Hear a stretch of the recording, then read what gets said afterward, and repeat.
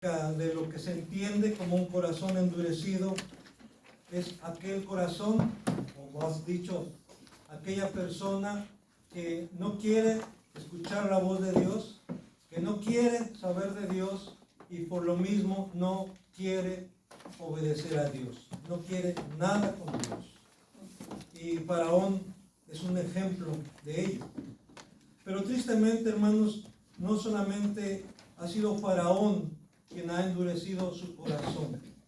Aún vemos en las Escrituras que el mismo pueblo de Israel, aún después de ver todas las maravillas que Jesús hizo allá en Egipto, después de ver cómo Dios dividió el mar rojo y ellos pudieron pasar en seco, a pesar de que todos los días durante 40 años la presencia del Señor se manifestaba sobre el pueblo de día en una columna, en una nube, para protegerlos del calor, y de noche en una columna de fuego para alumbrarles y para protegerles del frío. Y durante ese tiempo también Dios envió maná desde el cielo para alimentarles. Y Dios hizo que brotara agua de la roca. Y aún así, el Señor mismo decía que ese pueblo era de un corazón duro de cerviz, que es sinónimo de duro de corazón. Duro de cerviz, no dispuesto a someterse a Dios. Y si vemos la Escritura, aún en el Nuevo Testamento, encontramos casos de hombres y de mujeres también, que endurecieron su corazón a la voz de Dios, a la palabra de Dios. Y en la iglesia, hermanos, también, a través de los siglos, a través de la historia de la iglesia, ha habido hombres que han apostatado de la fe. Hombres que se han opuesto incluso al Evangelio, se han opuesto a Cristo. Por eso, esto es una continuidad de ese tema. Y vamos a hablar acerca de un corazón endurecido atrae la ira y el justo juicio de Dios. Y también vamos a hablar acerca de que solo Dios puede cambiar un corazón endurecido. Vamos a ir a Éxodo capítulo 11, por favor. Busquemos en nuestras Biblias Éxodo capítulo 11.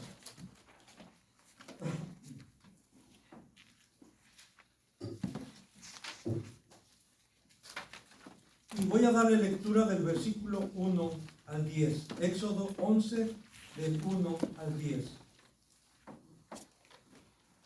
Jehová dijo a Moisés: una plaga traeré aún sobre Faraón y sobre Egipto, después de la cual él os dejará ir de aquí, y seguramente os echarán de aquí del todo.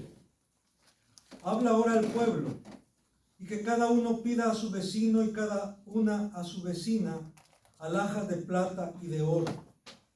Y Jehová dio gracias al pueblo, y Jehová dio gracia al pueblo en los ojos de los egipcios. También Moisés era tenido por gran varón en la tierra de Egipto, a los ojos de los siervos de Faraón y a los ojos del pueblo.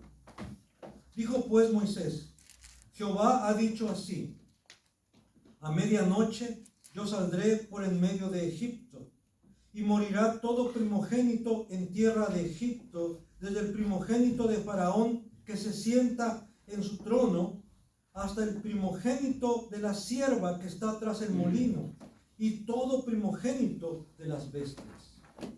Y habrá gran clamor por toda la tierra de Egipto, cual nunca hubo ni jamás habrá.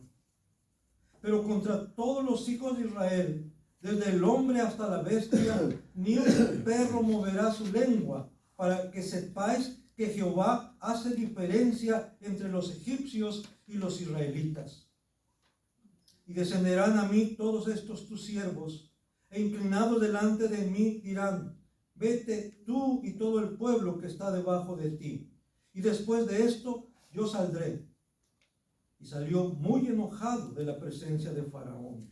Y Jehová dijo a Moisés: Faraón no os oirá, para que mis maravillas se multipliquen en la tierra de Egipto, Y Moisés y Aarón hicieron todos estos prodigios delante de Faraón, pues Jehová había endurecido el corazón de Faraón y no envió a los hijos de Israel fuera de su país. Que el Señor añada bendición a su palabra en esta hora.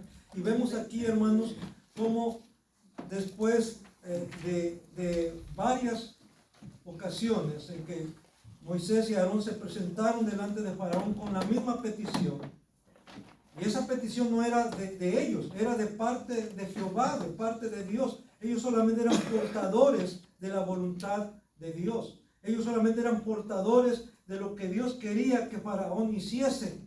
Y también, ¿por qué no? También de lo que el pueblo de Israel hiciese. Porque Dios quería que el pueblo de Israel fuese y le adorase en el desierto. Y pedía de parte de Faraón que lo dejara ir, que dejara ir al pueblo de Israel. Dice que Faraón endureció su corazón y después Dios mismo endureció el corazón de Faraón. Y habíamos dicho que primero el hombre endurece su corazón y cuando el hombre se obstina en seguir endureciendo su corazón, Dios mismo también endurece el corazón de ese hombre o de esa mujer. ¿Para qué? Para que llegue a la medida de su pecado, para que colme la medida de su pecado y entonces Dios traiga juicio sobre esa persona. Y aquí podemos ver, hermanos, en base a la escritura, cómo antes de cada plaga Dios demanda obediencia, que se obedezca su voluntad, pero también viene una advertencia si no se obedece. Y aquí, hermanos, podemos decir que el cumplir o el hacer la voluntad de Dios trae bendición,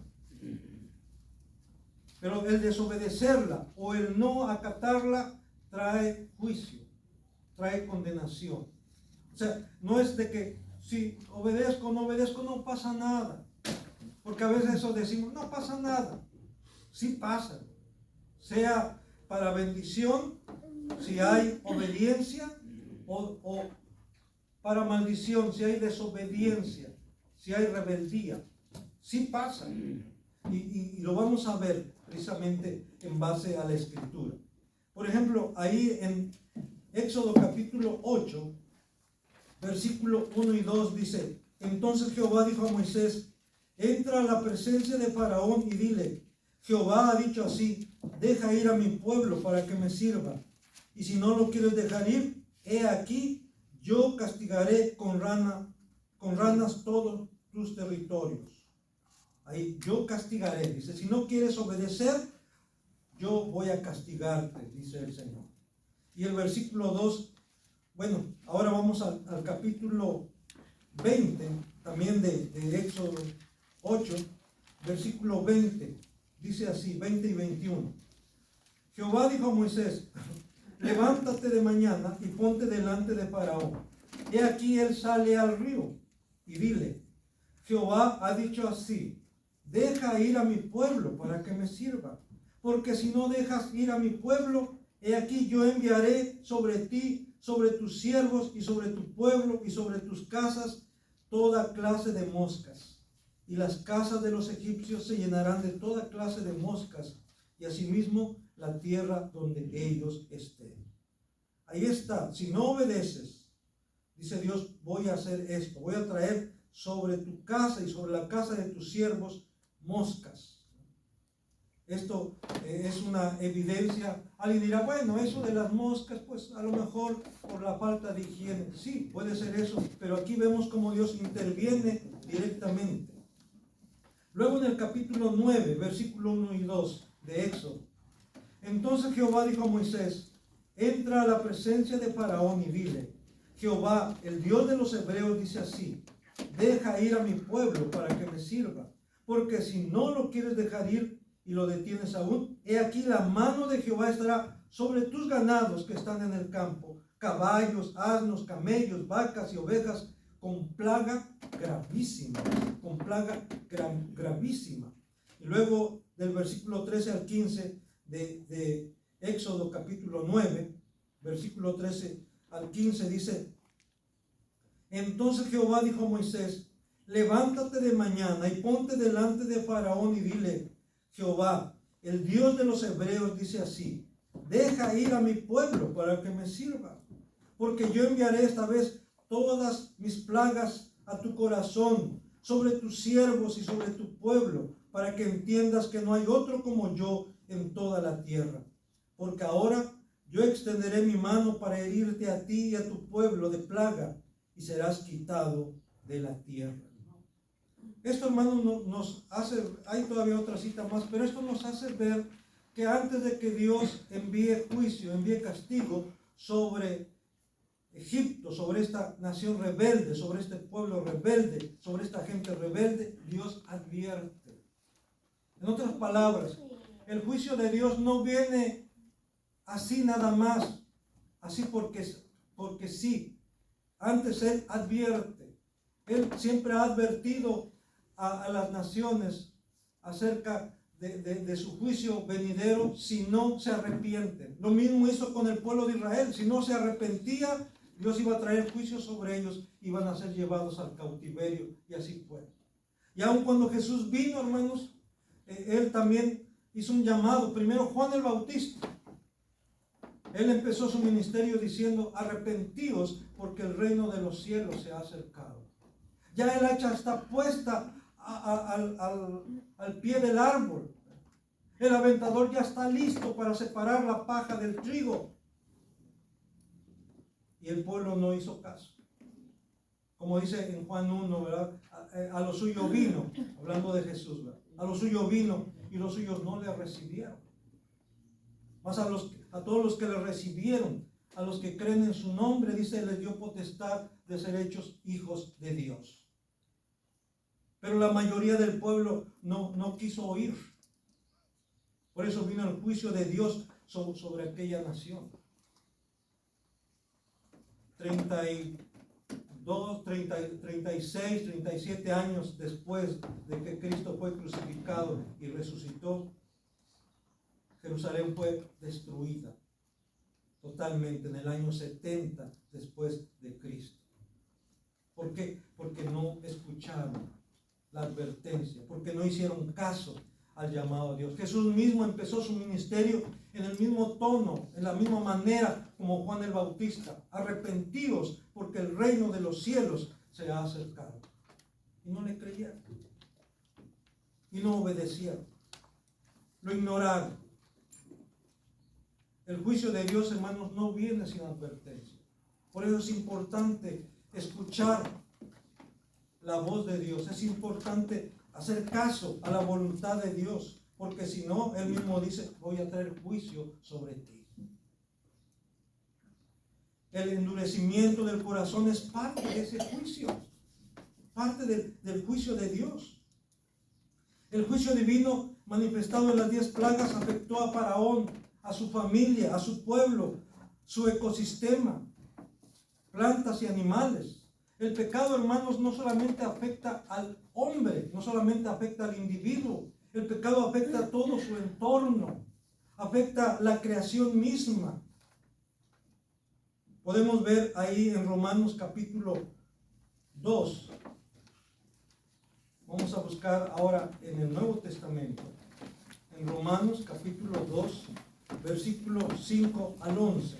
Cómo se pone de manifiesto aquí en este pasaje de Romanos 2, 5 al 11 también, cómo Dios mismo endurece el corazón del hombre cuando éste se ha vuelto indiferente, cuando éste ha cauterizado su corazón, su conciencia.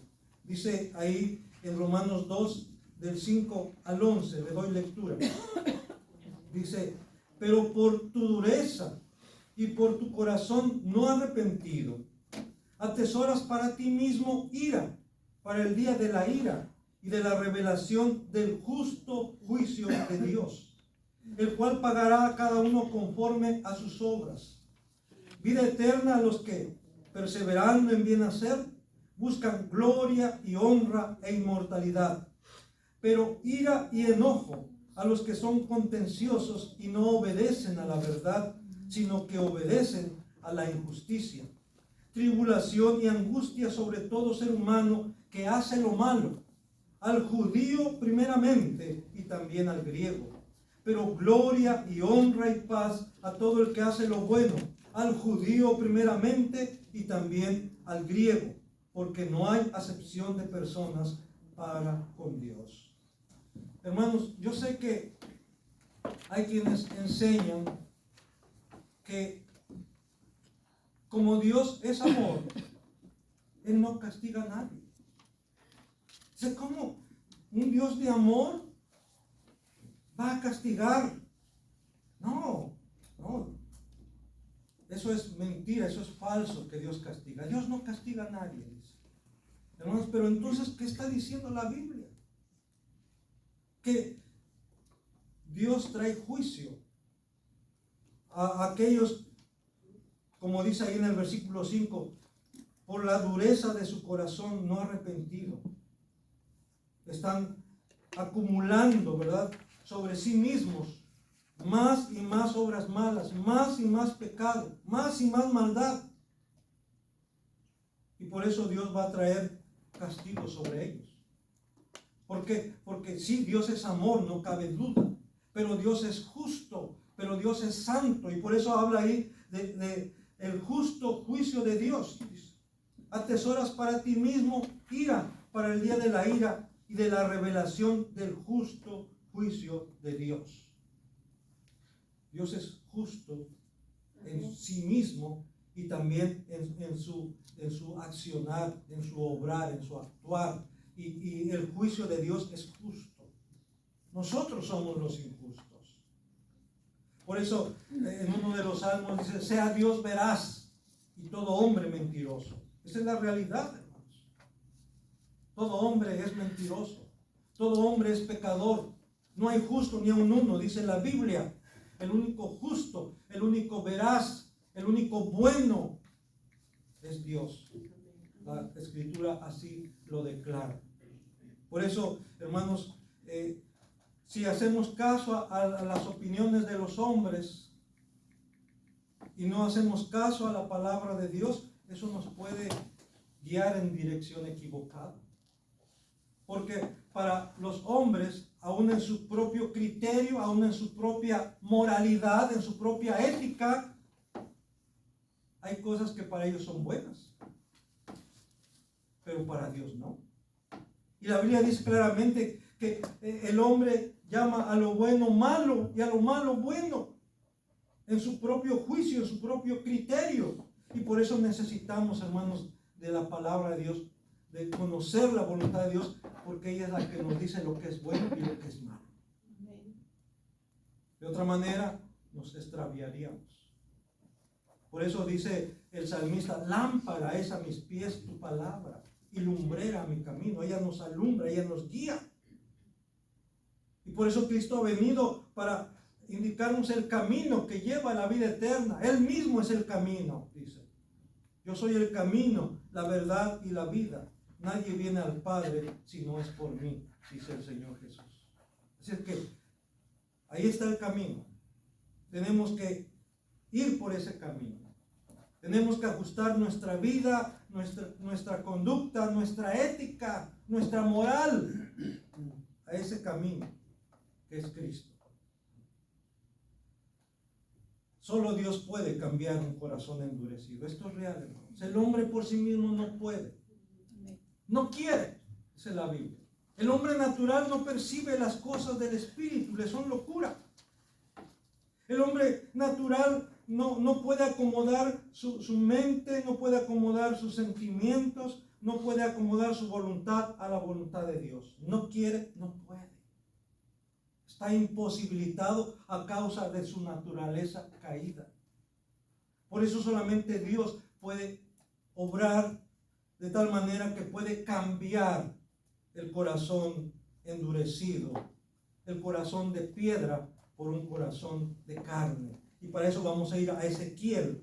Busquen en sus Biblias, por favor, en el libro del profeta Ezequiel, capítulo 36. Ezequiel capítulo 36, del versículo 22 al 28. Porque podemos decir, bueno, entonces, pues, si no puedo, pues ni modos, ¿verdad? Pues ya hay lo que Dios diga. Así hay, incluso dentro de la misma iglesia evangélica, yo me he encontrado personas que cuando uno les, oiga, hermano o hermana, si el Señor lo llamara a cuentas en este día, ¿a dónde cree que usted iría? Dice, pues no sé, dice, la Biblia dice que vamos a ir al cielo, pero pues hay lo que Dios diga. Hace falta esa confianza, esa seguridad. Y según algunos no quieren pecar de decir, ay no, yo sí me voy a ir al cielo, ¿verdad? Porque no es cuestión de pecar de soberbia ni de orgullo, no. Si tú estás confiado, estás confiada en Dios, en Cristo como tu único y suficiente Salvador, si le has entregado tu vida a Cristo, debes tener la plena certeza, amén, la plena seguridad de que si hoy mueres, tú irás al cielo. Porque dice que hemos sido trasladados ya de las tinieblas a su luz admirable. Hemos sido trasladados, hemos pasado de muerte a vida. Ya. El que cree en el Hijo tiene la vida. Ya. No tendrá la vida como una posibilidad, ¿no? Ya. Debe ser una certeza, una seguridad. Amén. Si estamos en Cristo. Si estás en Cristo. Si no, pues no hay tal seguridad. Pero si estás en Cristo, debes tener esa certeza, esa seguridad.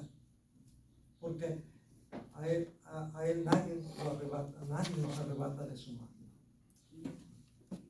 ¿Qué dice Ezequiel 36 del 22 al 28? Dice así: por tanto, di a la casa de Israel, así ha dicho Jehová el Señor, no lo hago por vosotros, oh casa de Israel, sino por causa de mi santo nombre, el cual profanasteis vosotros entre las naciones a donde habéis llegado. Y santificaré mi grande nombre, dice el Señor, profanado entre las naciones, el cual profanasteis vosotros en medio de ellas. Y sabrán las naciones que yo soy Jehová, dice Jehová el Señor, cuando sea santificado en vosotros delante de sus ojos. Y yo os tomaré de las naciones, y os recogeré de todas las tierras, y os traeré a vuestro país. Esparciré sobre vosotros agua limpia, y seréis limpiados de todas vuestras inmundicias, y de todos vuestros ídolos os limpiaré, dice el Señor.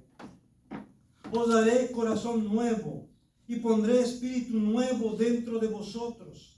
Y quitaré de vuestra carne el corazón de piedra, y os daré un corazón de carne.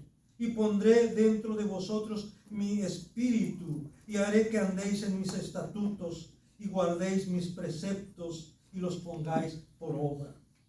Habitaréis en la tierra que di a vuestros padres, y vosotros me seréis por pueblo, y yo seré a vosotros por Dios.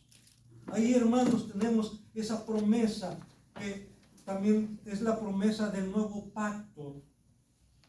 En Jeremías también dice, he aquí yo voy a hacer un pacto nuevo con ustedes, un pacto nuevo con vosotros. Pondré mi espíritu en sus corazones, pondré mi ley, pondré mis mandamientos en su mente, mi voluntad en su mente, y yo voy a ser su Dios y ustedes van a ser mi pueblo, ¿no? Esta es la promesa más grandiosa, más maravillosa que el hombre pueda recibir de parte de Dios. Que Dios diga, yo quiero ser tu Dios, yo voy a ser tu Dios, yo quiero que tú seas mi pueblo. Que es lo mismo decir, yo quiero ser tu padre, yo quiero que tú seas mi hijo, yo quiero que seas mi hija. Esto es lo más maravilloso, que después de ser enemigos de Dios, de estar enemistados con Dios, Él decida acercarse a nosotros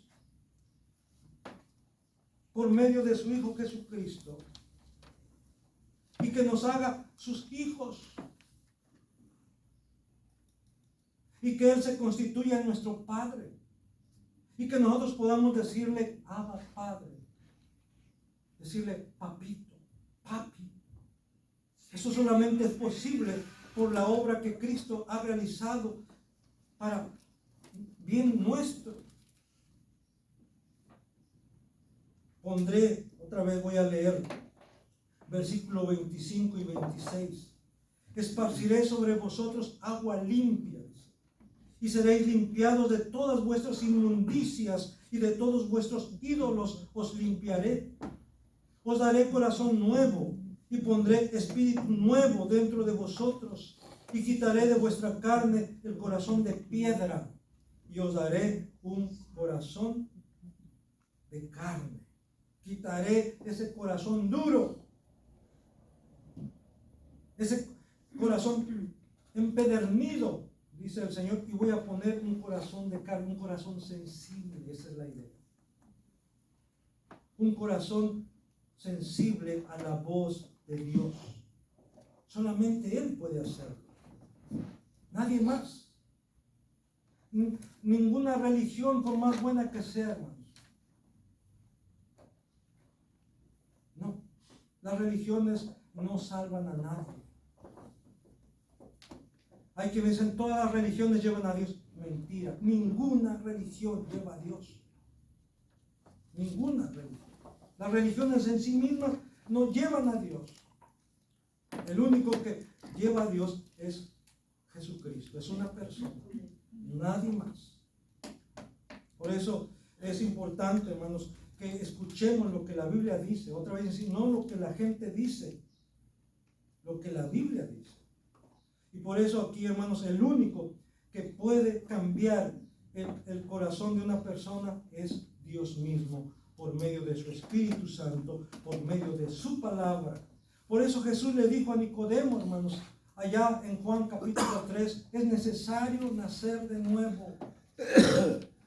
El que no naciere del agua y del Espíritu no puede entrar en el reino de los cielos. Es lo que se le conoce como el nuevo nacimiento. Es lo que se le conoce como la regeneración. Juan 3, 5 y 6. Respondió Jesús, de cierto te digo, que el que no naciere del agua y del Espíritu no puede entrar en el reino de Dios. Lo que es nacido de la carne, carne es. Y lo que es nacido del Espíritu, Espíritu es. Todo ser humano, todo hombre y mujer que ha habitado aquí sobre el planeta Tierra, ha sido nacido de la carne. Pero solamente algunos han nacido del Espíritu ya. Solamente algunos hemos nacido del Espíritu. Porque Dios así lo ha querido, por su gracia solamente. No porque lo merezcamos, como dice ahí. No lo hago por vosotros, dice. Lo hago por mí mismo, dice el Señor. Por amor a mi nombre, a mi grande y santo nombre, dice el Señor. Por eso, hermanos, cuando Daniel está orando allá en el capítulo 9, dice, Daniel, hazlo por amor a tu nombre, por amor a ti mismo, está diciéndole a Dios. Porque Daniel sabe que no es porque él ha hecho méritos, no, porque Daniel sabe que no se lo merece, sino solamente apela a que Dios se compadezca de su pueblo por amor a él mismo. Y es lo que, de esa manera tenemos que orar también al Señor ahora. No porque creamos que ya tenemos mucho tiempo en el Evangelio, no porque creamos que estamos en la mejor iglesia del mundo, o porque estamos en la mejor denominación, no, sino que tenemos que orar y decirle, hazlo por amor a ti mismo, Señor, por amor a tu nombre. Y Él lo va a hacer, porque Él reconoce quién es Él. Y una de las características, algo que lo caracteriza a Él es su misericordia, su bondad, su paciencia, su perdón.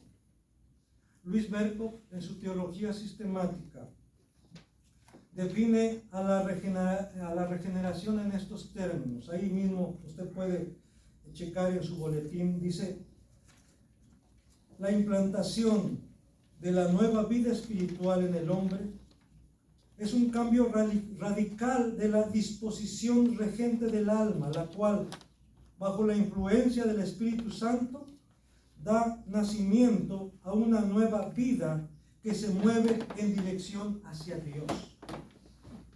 En principio, dice, este cambio afecta al hombre completo en su intelecto, y ahí vienen citas bíblicas. No, por cuestión de tiempo no vamos a ver, usted puede hacerlo ya en su casa, consultar en su casa estas citas bíblicas. Entonces, esta obra de Dios afecta en la totalidad del ser humano, en su intelecto, en su voluntad, también vienen citas bíblicas, y en sus sentimientos o emociones. Es un cambio instantáneo en la naturaleza del hombre que afecta al momento al hombre completo, intelectual, emocional y moralmente. Hermanos, entonces, la regeneración o el nuevo nacimiento es un acto de parte de Dios, y es un acto instantáneo. No es un proceso, es un acto instantáneo que se lleva a cabo en determinado momento y en determinado lugar en tu vida. No confundamos esto con lo que es la santificación. La santificación es todo un proceso que comienza con tu regeneración, con tu conversión. La regeneración nos lleva a la conversión, y la conversión se define brevemente como el renunciar a los pecados, decir no más al pecado y volverte a Cristo y confiar en Cristo. Amén. Esa es la conversión, que también es en un momento, en un instante de tu vida. Y de ahí comienza todo el proceso de santificación que dura toda la vida. Amén. Hasta que el Señor nos llame o el Señor venga, lo que suceda primero, ¿verdad? Sea que el Señor venga primero o sea que Él nos llame primero, entonces se completará ese proceso de santificación. Dice Jeremías capítulo 31, versículo 10: escuchando, he oído a Efraín que se lamentaba. Me azotaste y fui castigado como novillo indómito. O sea, como un novillo que no se doblega, salvaje, que quiere hacer su propia voluntad. Dice, me azotaste y fui castigado como novillo indómito. Y luego dice, conviérteme y seré convertido, porque tú eres Jehová mi Dios. Como diciendo, por mí yo voy a seguir siendo rebelde, como un becerro salvaje, ¿verdad? Un novillo indómito, sin domar, como una bestia salvaje, bruta. Pero dice, pero si tú me conviertes, seré convertido. Si tú me quebrantas, seré quebrantado. Si tú me humillas, seré humillado. Si tú me sometes, seré sometido. Y de esa manera, hermanos, está poniéndose de relieve que solamente Dios puede hacer la obra de conversión. No es el hombre por sí mismo.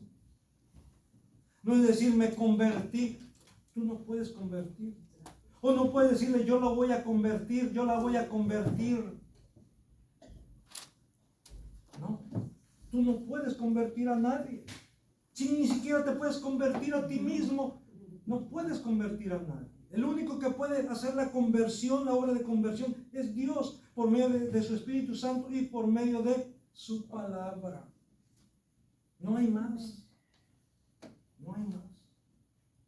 Ese es el único método que Dios utiliza. A lo mejor un canto, pero un canto que hable de la voluntad de Dios. A lo mejor hay cantos muy bonitos, pero no habla nada de la palabra de Dios. Los cantos deben también proclamar la palabra de Dios. También hay otros dos textos donde dice Dios, oh hijo mío, dame tu corazón. Que tus ojos se deleiten en seguir mis caminos. Esto, hermanos, no va a ser posible sin la ayuda de Dios mismo, sin la obra del Espíritu Santo. Estas palabras están dirigidas a aquellos que ya han nacido de nuevo. Aquellos que ya hemos experimentado la gracia de Dios en nuestra vida. Ahora sí podemos escuchar la voz de Dios diciéndonos, dame, hijo mío, tu corazón, dame, hija mía, tu corazón. Y atiende a mis caminos, atiende a mi voz, obedece mi voz.